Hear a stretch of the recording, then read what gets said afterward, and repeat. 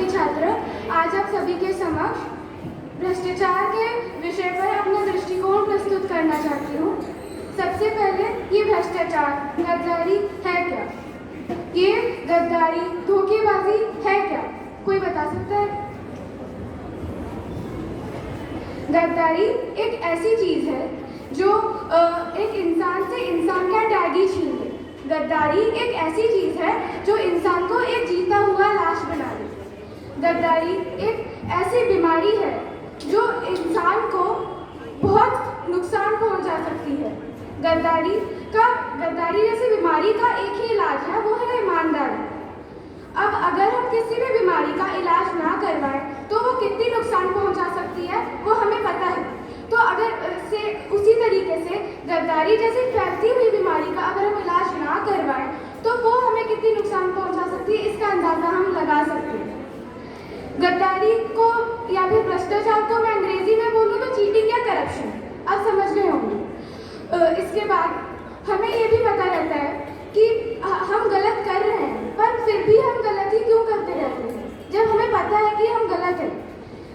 इसका एक बार दुर्योधन ने भगवान श्री कृष्ण को प्रश्न पूछा कि मुझे पता है कि मैं गलत कर रहा हूँ, फिर भी मैं खुद को रोक क्यों नहीं पा रहा। इसका उत्तर देते हुए श्री कृष्ण ने कहा कि इसके दो कारण हैं। पहला संगति और दूसरा अपने स्वार्थ की, अपने लाभ की इच्छा। गद्दारी, बेईमानी, धोखेबाजी, भ्रष्टाचारी करके कोई सफल नहीं हुआ, भले ही ये सब करके उसको 2 पल की खुशी क्यों ना मिल जाए, वो खुशी ज्यादा समय तक नहीं रहती। और अगर खुशी मिल भी जाए, दुख और कष्ट का बिल 0 ही क्यों ना आने लग जाए ये गद्दारी करके। पर कब तक? एक परमात्मा है, हम इस दुनिया में आए हैं तो इस दुनिया में अपना हिसाब पूरा करके ही जाना है। अंत में आपका दुख और कष्ट का बिल इतना ज्यादा होगा, वो अपनी चरम सीमा पर होगा कि आप उसे चाहकर भी नहीं झेल पाएंगे, और वो दुख और कष्ट किसी को भी ना मिले। इसके बाद हमें ये भी पता रहता है कि गद्दारी एक सही चीज नहीं है, पर फिर भी हम इसके साथ चलते हैं। क्यों? जब हमें पता है कि गद्दारी सही नहीं है। हम खाली हाथ आए थे इस दुनिया में और खाली हाथ ही जाएंगे। कुछ लेके तो जाना है नहीं, क्योंकि इस दुनिया में अपना तो कुछ भी नहीं है। गद्दारी, भ्रष्टाचारी, धोखेबाजी, ये सब करना उचित नहीं है।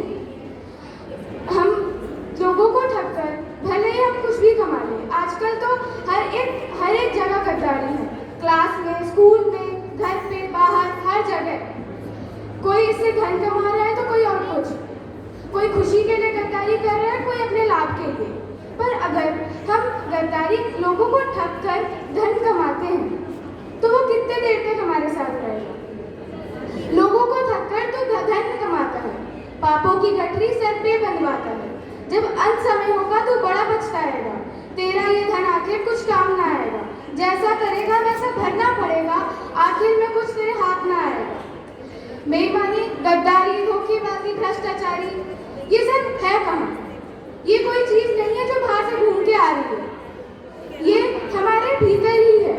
ये हमारे रग रग में, कण कण में, नस नस में मौजूद है। हमें पता है ये हमारे भीतर है, पर फिर भी हम जानते हैं ये गलत है, फिर भी हम इसको करते हैं। जब तक हमें पता रहता है कि कोई गलती हम कर रहे हैं और वो गलत है, हमें ये पता रहता है, तो हम उस गलत को तब भी करें तो वो गलत है। अगर हमें नहीं पता कि ये गलत चीज़ है तो शायद ये गलत नहीं होगा, पर अगर हमें पता है कि हम गलत कर रहे हैं और फिर भी गलत का पालन कर रहे हैं तो ये बहुत बड़ी गलती है। गद्दारी, बेईमानी, धोखेबाजी, ये सब हम चाहते हैं कि हमसे कोई ना करे, हमसे सब ईमानदार रहे, हमें सब सच बोले, कोई हमें धोखा ना दे। पर इससे पहले ये जानना जरूरी है कि क्या हम खुद सही हैं? क्या हम इन चीज़ों का पालन करते हैं दूसरे लोगों के साथ? क्या हम खुद अपने अंदर भीतर जान के देख चुके हैं कि हम सब ये पालन करते हैं? हम खुद गद्दार हैं, हमें खुद गद्दार है, हम खुद धोखेबाज हैं, हमने भी धोखा दिया है सबको, ये मानना जरूरी है। कहते हैं कि कर भला तो हो भला, अगर करेगा बुरा तो कैसे होगा भला? कर्म तो करता चल, कर्म ही भगवान है। कर्म से भरा कोई धर्म नहीं है, ईमानदारी से भरा कोई धर्म नहीं है। गद्दारी का मुख्य कारण है अपने लाभ की इच्छा, स्वार्थपरता और लालच। अगर ये चीज ये हर एक इंसान में मौजूद है, ये एक मनुष्य का गुण है। पर अगर मनुष्य अपने गलत गुणों को ठीक करने, सुधार करने की कोशिश ना करे तो मनुष्य कैसा है? वो तो एक लाश है। गद्दारी, बेईमानी ये सब करके किसी का कभी भला नहीं हुआ। अगर कोई सोचता है कि उसका भला होने वाला है तो वो गलत है। गद्दारी का एक ही वैक्सीन है, वो है ईमानदारी। अगर हम ईमानदारी से चलते हैं तो कोई हम पे उंगली उठा के बोल भी नहीं सकता। ईमानदार रहना सबसे बड़ा धर्म है।